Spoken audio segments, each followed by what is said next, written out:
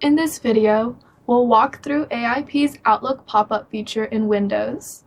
The pop-up feature allows you to configure a warning, justification, or block notification to appear when a user sends an email with certain classification labels to an untrusted domain. Note that we will be using the Unified Labeling client. Configuration is different for the Classic client. There will be a link in the description to those instructions. First, we need to open PowerShell as an administrator. Enter this command to get the credentials prompt and log in as an admin. Next, we will start a new session and then import the session. Now you're ready to start configuring the advanced settings. First, we'll put Microsoft as a trusted domain so that users can send emails to a Microsoft domain without pop-ups. Use these three commands to exempt the listed domains. The identity is the policy in which you are making these settings in. Mine is called general policy, so that is what I've put in quotations after identity. Use this command to check your settings to make sure that configurations were successful.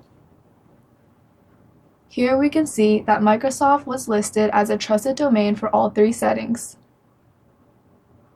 Then we will configure a warning for the general label, justification for the confidential label, and blocking for the highly confidential label. In these commands, you will need to use the label IDs. This can be found on the Azure portal. To find the label ID, go to the URL portal.azure.com. If you do not have AIP favorited in the sidebar, click All Services, then Search, and select Azure Information Protection. Under Classification, select Labels, and select the label you need. In this example, I will choose General, and the label ID will be at the bottom of the screen.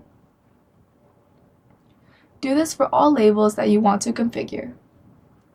Then go back to PowerShell and enter these commands to set a warn pop-up for general, justification pop-up for confidential, and block pop-up for highly confidential. Check your settings again to make sure the configurations were successful. Now, we will test these features. Go to Outlook on your desktop and open a new email. I will try to send a highly confidential email to a user with a Gmail domain. This was not listed as a trusted domain, so when we click Send, a block pop-up will appear and the email will be blocked from sending. Then I will try to send the same email to a user with a Microsoft domain. Because Microsoft was listed as a trusted domain, the email will successfully send, which we can verify by looking at the sent emails.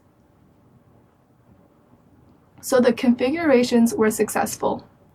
If we try to send an email with a general label to an untrusted domain, a warning pop-up will appear. And if we try to send an email with a confidential label, a justification pop-up will appear, where you will need to justify sending the email to this user with an untrusted domain.